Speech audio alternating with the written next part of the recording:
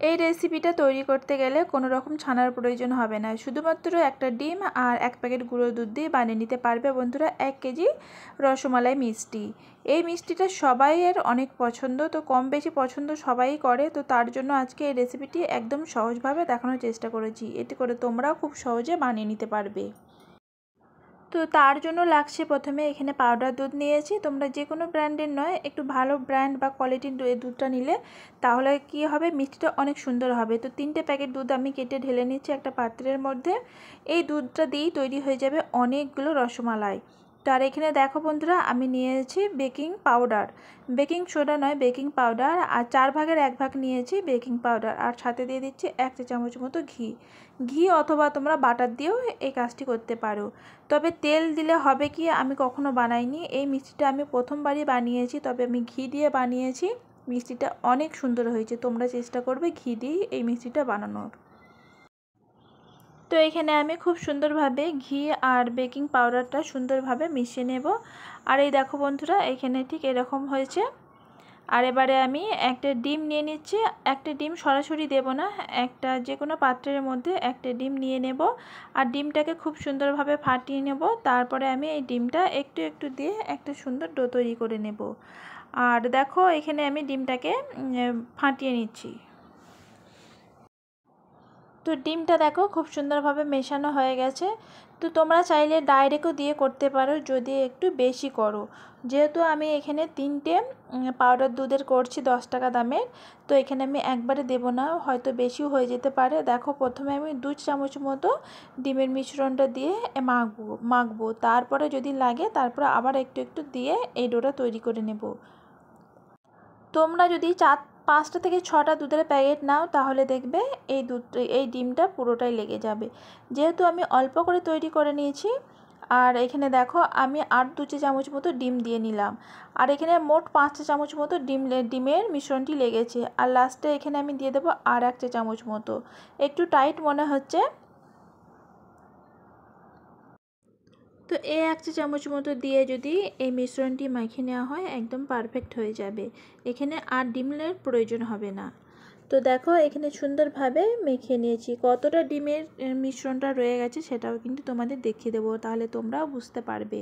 তো এটা আমি সাইডে করে দিলাম, আর এখানে দেখো বন্ধুরা, একটা ডিম থেকে অর্ধেকটা ডিম বেঁচে গেছে, আর অর্ধেকটা লেগেছে বলতে পারো, একটু বেশি বেঁচে গেছে ডিমটা, তো কম বেশি হতেই পারে। তো 1 মিনিট রাখার পরে দেখো এই ডোটা কতটা সুন্দর হয়ে গেছে, আগের থেকে আরও একটু শক্ত হয়ে গেছে। তো এবার তোমরা তোমাদের পছন্দ মতো এই রসমালাইয়ের শেপটা দিয়ে নিতে পারবে।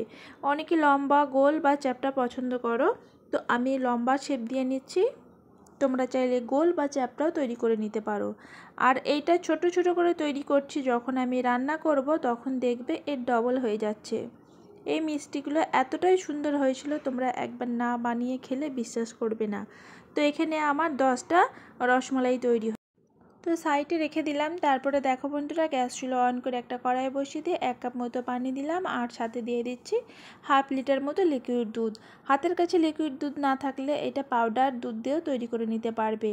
আর এখানে ঘন দুধের মধ্যে যদি এই মিষ্টিগুলো দেওয়া হয় দেখবে ফুলতে একটু সময় লাগবে, তো চেষ্টা করবে দুধটাকে একটু পানি দিয়ে পাতলা করে নিতে, যেহেতু এইটা আধ ঘন্টা থেকে 40 মিনিট মতো সময় লাগবে মিষ্টিটা তৈরি করতে, দুধটা অনেক ঘন হয়ে যাবে। আর দিয়ে দিয়েছি আমি 4টে এলাইচি, এলাইচিটা অবশ্যই থেতো করে নেবে, তারপরে দেবে, একবার সুন্দর একটা ফ্লেভার ছাড়বে। আর 1 কাপ মতো চিনি দিয়েছি, মিষ্টিটা তোমাদের পছন্দ মতো করবে, তবে এই দুধটা দেখবে এর অর্ধেকেরও কম হয়ে যাচ্ছে, তবে মিষ্টিটা একটু হালকা দেওয়ার চেষ্টা করবে, না হলে পরে অনেক মিষ্টি হয়ে যাবে। দুধটা খুব সুন্দরভাবে ফুটে উঠেছে, তারপরে এখানে মিষ্টিগুলো দিয়ে দিলাম, আর গ্যাসের ফ্লেমটা লোতে রাখবে না, হাইতেই রেখে দিয়ে 5 থেকে 10 মিনিট মতো জাল করে নেব।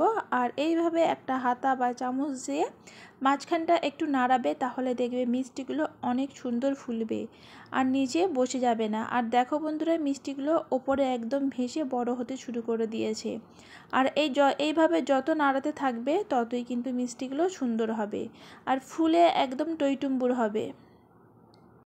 তো এই মিষ্টিটা তোমরা একবার বানালে তোমাদের বারবার বানাতে ইচ্ছে করবে, আর মুখে দিতেই কিন্তু মিলিয়ে যাবে, আর খেতে খেতে কখন যে তোমরা খেয়ে ফেলেছো তোমরা নিজেরাই বুঝতে পারবে না।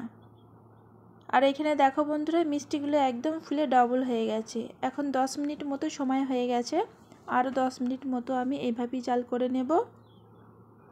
আর চামচি দিয়ে নাড়াতেই থাকবে অনবরত, তাহলে দেখবে মিষ্টিগুলো ফুলতে থাকবে অনেক বেশি। এখনও অবধি যারা ট্রাই করোনি তাদেরকে আমি বলছি তোমরা এইভাবে এই প্রসেসে একবার তৈরি করে দেখবে, একদম সাকসেস বা 100% গ্যারান্টি। অনেক মজার একটা মিষ্টি তৈরি হবে। তো দেখো বন্ধুরা এখানে সুন্দরভাবে মিষ্টিগুলো ফুলে গেছে। আর এই মিষ্টিটা আমিও কিন্তু প্রথমবারই বানাচ্ছি।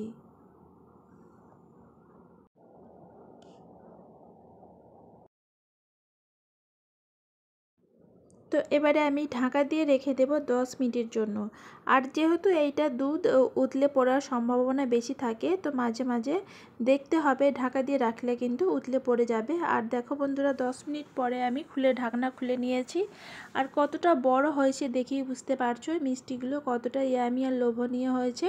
তো এইভাবে আমি একটু নড়িয়ে নিচ্ছি, তাহলে কি হবে নিচে ধরে যাবে না।